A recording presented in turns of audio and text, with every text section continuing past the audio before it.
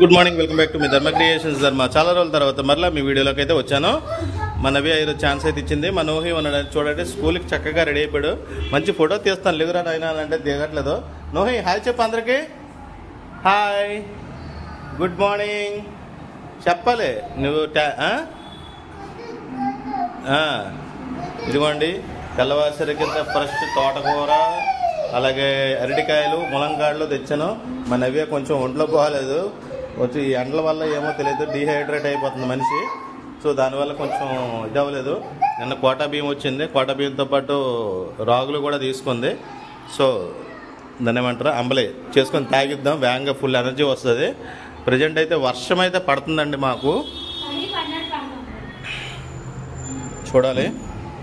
ఇదిగోండి పడినట్టు పడుతుంది. ప్రజెంట్ అయితే పడింది ఇప్పుడు వరకు, ఇప్పుడే ఆగింది. మరలా నిన్నైతే ఫుల్ పడింది, నిన్న సాయంత్రం గట్టిగా పడింది. అలాగే కొంచెం అన్ని ప్రాంతాల్లో కూడా పడితే బాగున్ను.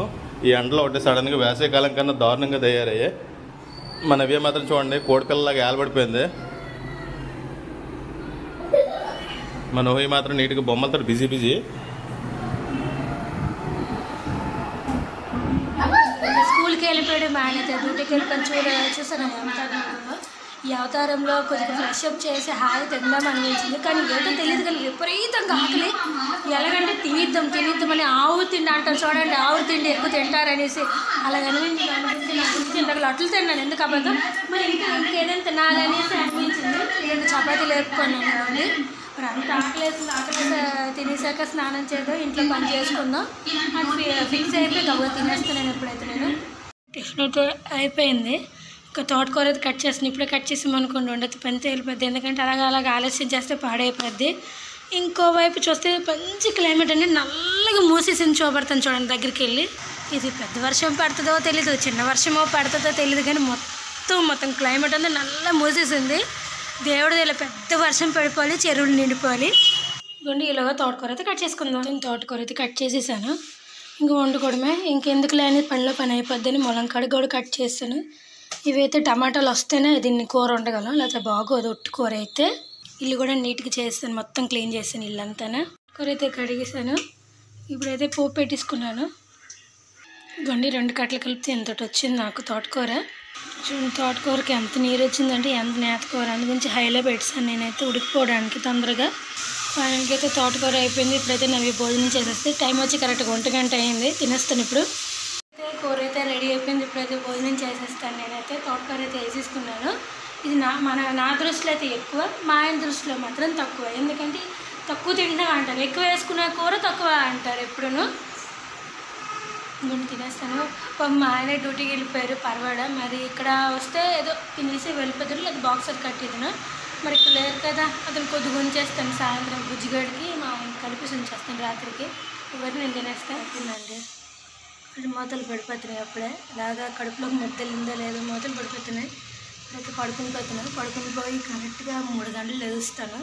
3 నుంచి స్టార్ట్ చేస్తాను మిగతా పని. అంటే ఏముంది, నేను తిని ప్లేటు, కూర నేను తప్పేలా ఇంకేవైనా ఉంటే చిన్నవి చేసుకొని హాయిగా బుజ్జిగడ వచ్చినప్పటికల్లా నీట్నెస్ చేసుకుంటాను.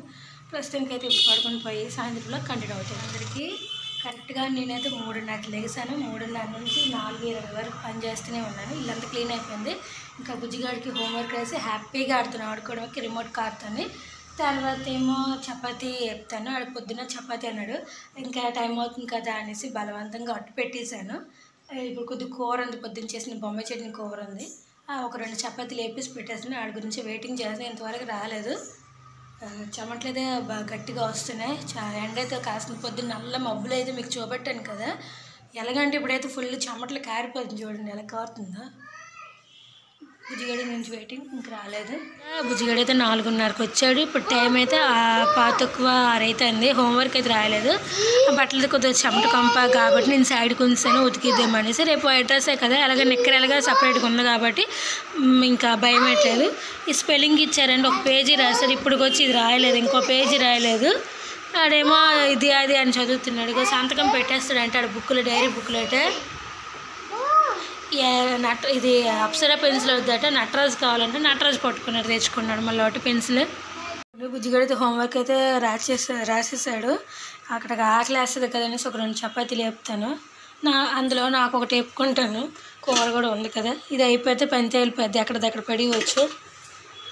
ఇంకా తినేసిన తర్వాత వెంటనే ఇంకా రైస్కి పెట్టాను. మా ఆయన ఏ టైంకి వచ్చేస్తారో అనేసి భయంకి వెంటనే రైస్కి పెట్టాను. కూర వండే పని కూడా లేదండి నాకు. ఇంకా చారే చేసుకోవాలి. ఈ తెప్పలు కొంచెం నీరులాగా ఉందని తిరిగేసి ఉంచాను పక్కన. ఇప్పటికీ బుజ్జిగడ బాక్స్ అయితే క్లీనింగ్ చేశాను హడావిడి పడకుండా. అయితే భోజనం అయితే కంప్లీట్ అయిపోయిందండి. బుజ్జిగడికి తోటకూర ఒక 3 ముద్దలు పెట్టేశాను. మా ఆయన ఇలాగ వచ్చేసారు, చక్కగా తినేసారు కడుపు నిండుగా.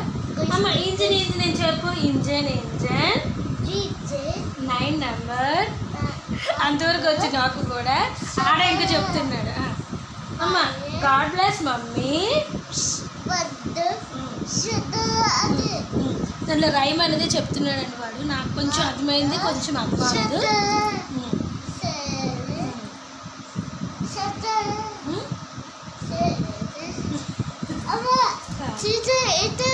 ఏటన్నారు టీచరు? ఆడిపించారు. ఇంకేట ఆడిపించారు?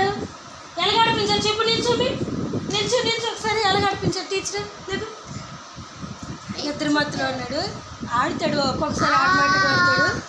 ఇదండి బ్లాగ్. మీకు నచ్చింది అనుకుని నచ్చితే లైక్ చేయండి, షేర్ చేయండి, కామెంట్ చేయండి, సబ్స్క్రైబ్ చేసుకోండి. ఇంకా తీయడానికి బెటర్గా ట్రై చేస్తూ ఉంటుంది. Okay bye, good night.